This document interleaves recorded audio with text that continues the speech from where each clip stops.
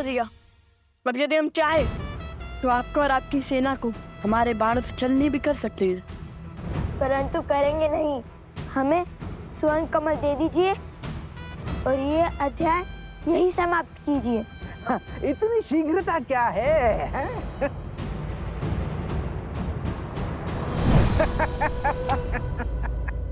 ओम ब्रह्मदेवाय नमः। ओम ब्रह्मदेवाय नमः। एक किरण जो अपने प्रकाश से उन्हें जीवन देती है, सोए हुए मन में ऊर्जा भरती है। सीते, आप मेरे वही सूर्य हैं आज। हमें एक होने से कोई नहीं रोक सकता। यदि सीता के प्रति मेरा प्रेम, हमारा प्रेम और समर्पण अटूट है ब्रह्मदेव,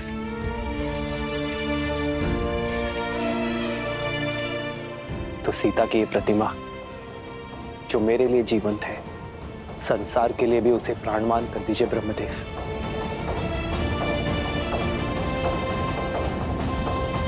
ओम ब्रह्मदेवाय नमः।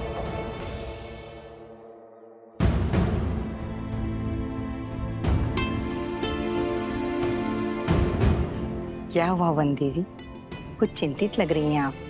मन विचलित था तो सोचा ऋषि भारद्वाज से मिल लो, किंतु गुरु माँ वो ना तो अपने कुटीर में है और ना ही ध्यान क्षेत्र में। ऋषि भारद्वाज अपने आश्रम में है।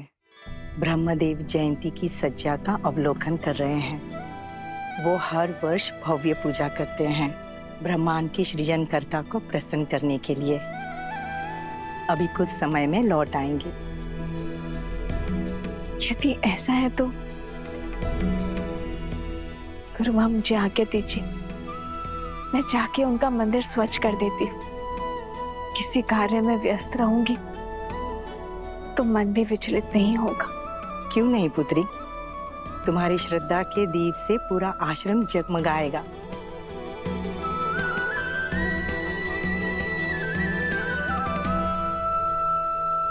आपने आपके सामर्थ्य का प्रमाण तो दे दिया, अब बारी है ज्ञान का प्रमाण देने की। बड़े हट्टी हैं आप यक्षराज। देते हैं अब अपने ज्ञान का प्रमाण। पूछिए, क्या पूछना है? तो मेरा पहला प्रश्न, वो कौन सी अनमोल वस्तु है जो व्यक्ति दूसरे को दे भी सकता है और देने के पश्चात वो वस्तु उसके पास रह भी जाती है?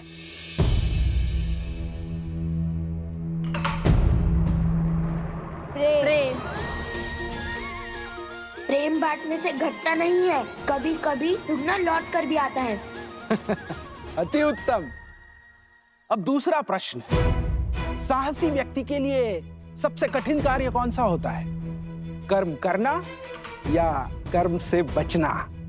कभी कभी पग पीछे धरने से अधिक साहसी कुछ नहीं होता। कई परिस्थितियों में हमें अपने अभिमान का बलिदान देना होता है, कर्म करने से बचना पड़ता है, जैसे श्री राम ने किया था। यदि वो चाहते तो एक ही बार में रावण को हरा माता सीता को ले आते, किंतु उन्होंने अभिमान का नहीं, धर्म का पथ चुना। अद्भुत। अब अंतिम तीसरा प्रश्न। वहाँ हम अश्व को अकेला छोड़कर आए हैं और यहाँ आपके प्रश्न समाप्त ही नहीं हो रहे। अब तो प्रतिशोध के साथ साथ क्रोध की ज्वाला भी धधक रही है मेरे मन में। अब निर्णय तुम नहीं, मैं लूंगा शास्त्र मुख। मैं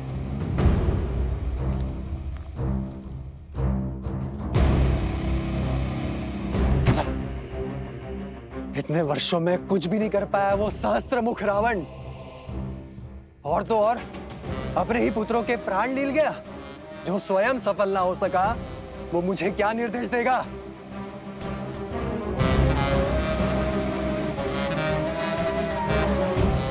शीघ्र पूछिए ना, हमारे पास अधिक समय नहीं है। हाँ हाँ, इतनी शीघ्रता क्यों है? कुमारो, तनिक थोड़ा धैर्य तो रखो। अब तीसरा और अंतिम प्रश्न, बताइए, दुख, कष्ट, पीड़ा व्यक्ति को क्यों होती है? उसके पीछे कोई उद्देश्य है या केवल नियति?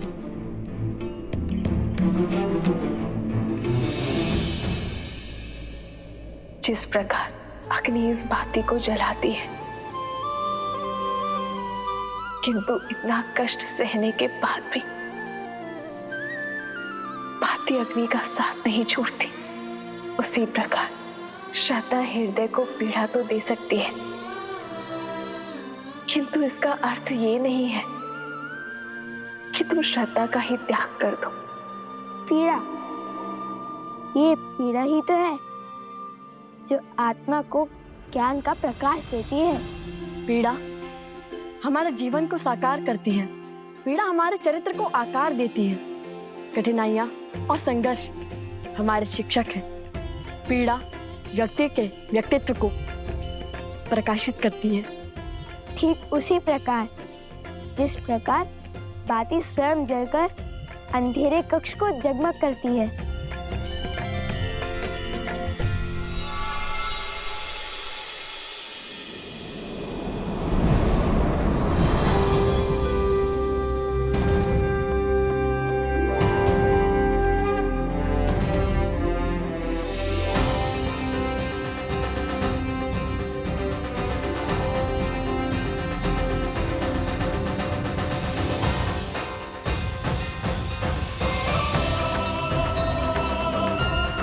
प्रणाम अग्निदेव, इंद्रदेव, बृहस्पति देव, कुबेर देव, विश्वकर्मा देव, सूर्य देव, वरुण देव, प्रणाम।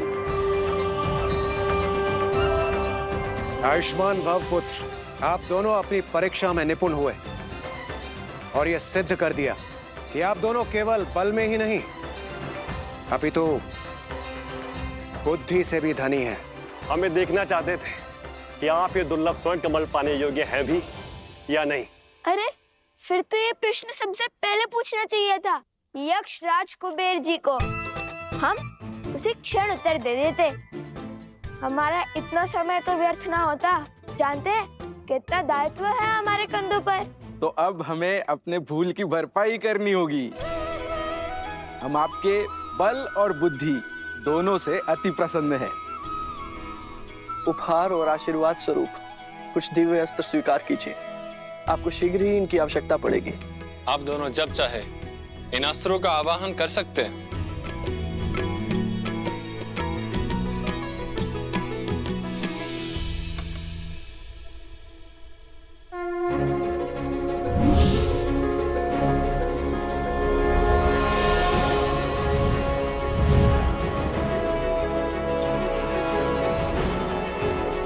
मेरी ओर से मेघस्त्र और जलस्त्र स्वीकार करें। मेरी ओर से ये आयुधास्त्र स्वीकार कीजिए। और मैं देवराज इंद्र तुम्हें अग्नि भेदास्त्र प्रदान करता हूं। और ये यमदेव का खड्ग मैं प्रदान करता हूं।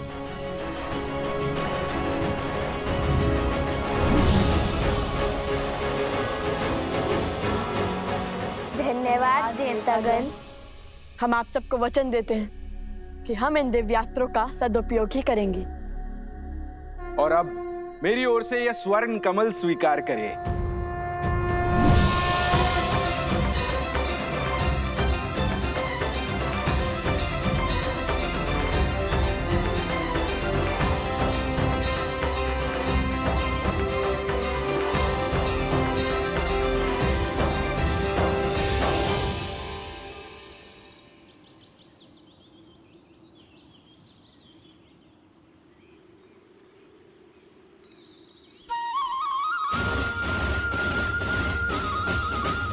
धन्यवाद कुबेर देव। भैया, माता कितनी प्रसन्न होगी ना ये सुनकर कि हमने इतने सारे दिव्यास्त्र पा लिए।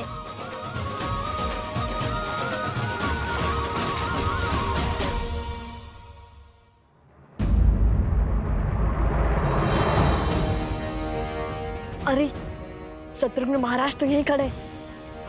अब इनसे युद्ध करने के सिवाय हमारे पास और कोई उपाय नहीं है। किंतु ये माला थामकर कैसे लड़ेंगे?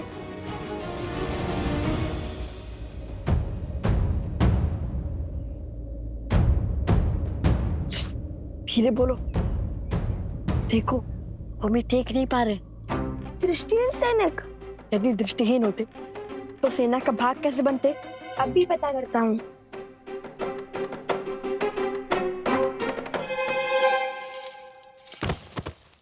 कौन है वहां? तुम्हारा काल।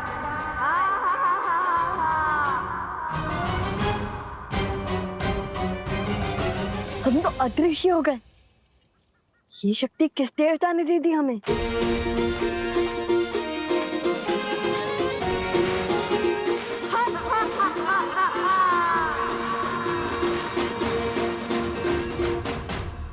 अयोध्या के सैनिकों को कायरता शोभा नहीं देती।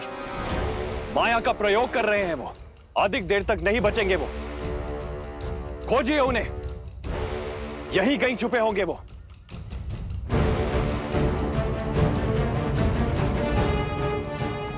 शीघ्र निकलते हैं यहाँ से।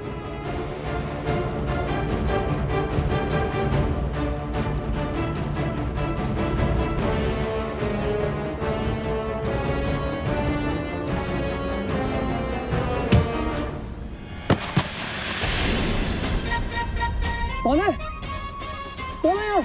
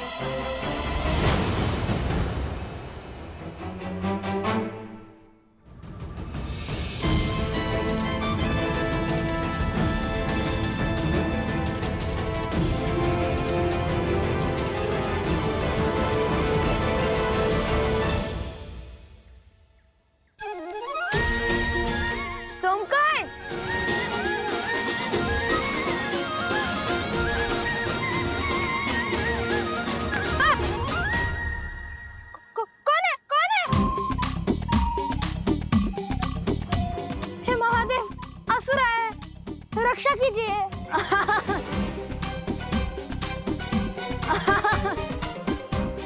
कुश, भ्राता लव? नहीं कुश, हम ही हैं सोमकरण। सच में? किंतु आप है कहाँ? हम तुम्हारे सामने हैं।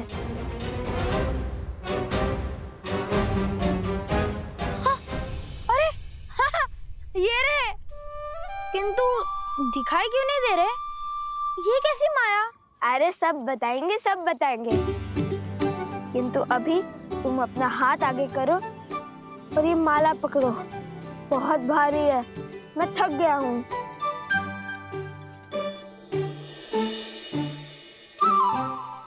अरे सोमकर्ण, तुम तो अदृश्य हो गए।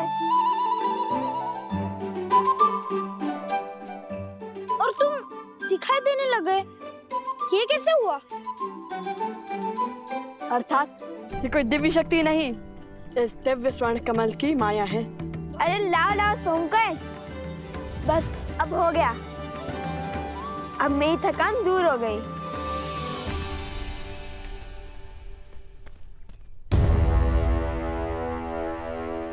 अब तुम हमें स्वयं अश्वत्थ तक पहुंचाओगे। बस बहुत हुई प्रतीक्षा। मैं कोई पहरेदार नहीं हूं। मैं अभी इस अश्व को मारकर अश्वमेध का अंत कर दूंगा और असुरों के सर से धर्म की तलवार सदा के लिए हटा दूंगा।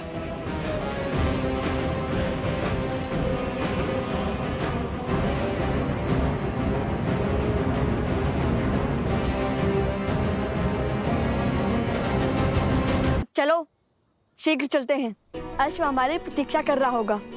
हाँ ठीक है भैया, चलिए चलते हैं। हम ये माला अश्व को पहना देंगे, किंतु माता को नहीं देंगे। यदि माता दृश्य हो गई तो? यदि वो मेरी दृष्टि से एक क्षण के लिए भी ओझल हो गई तो मैं विचलित हो जाऊंगा।